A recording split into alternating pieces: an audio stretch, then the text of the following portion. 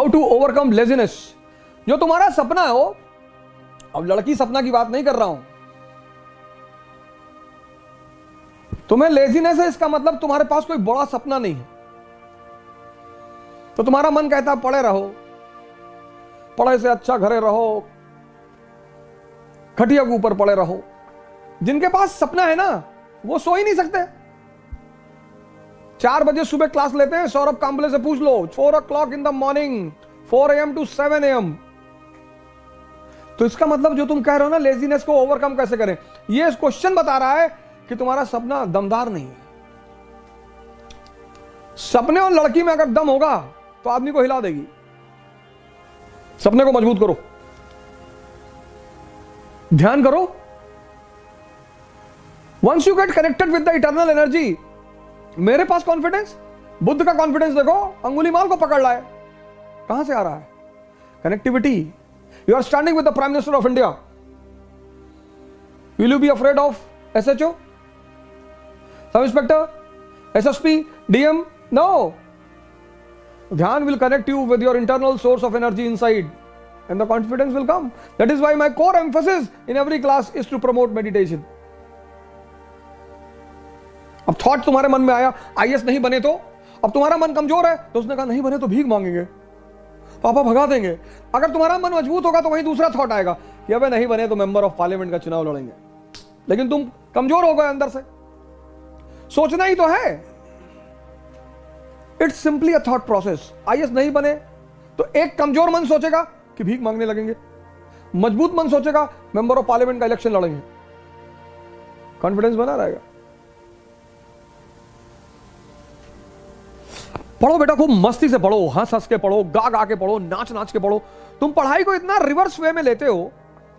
Education is to learn, learn to understand, understand to rule. Simple बेटा। तुम examination बीच में डाल देते हो कि स्टडी टू गिव एग्जाम, वो गलत कॉन्सेप्ट है बेटा। समझदार बन जाओगे, राजा बन जाओगे, चाहे बिजनेस की फील्ड में चाहे किसी भी फील्ड में।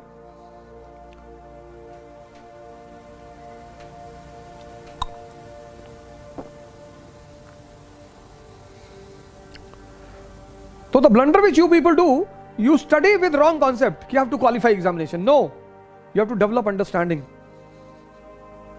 If you qualify, very good. If not, next. 2 attempt तो बहुत सीरियसली दो।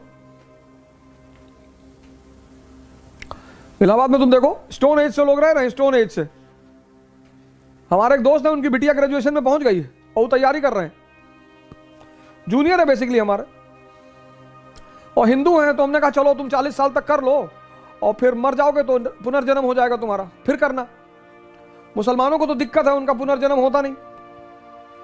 तो हिंदू इसलिए निश्चिंत कह रहे थे भैया पूरा कंसोलिडेट कर लें। हाँ हाँ, हमने कहा कर लो, अगले जन्म में NCERT तैयार रहेगी जब पैदा होगे तो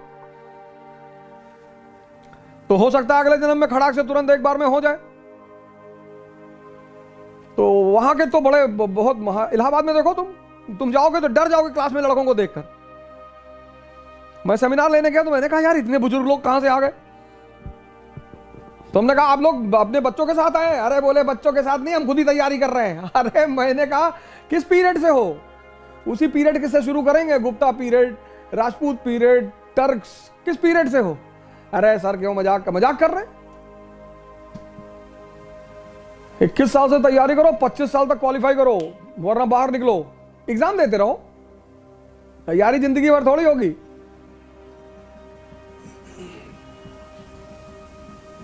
हर चीज को सेट किया गया है साइंटिफिकली। तो शादी हुई तो हनीमून हुआ कि समझ लो एक दूसरे को, जिंदगी साथ में काटनी है।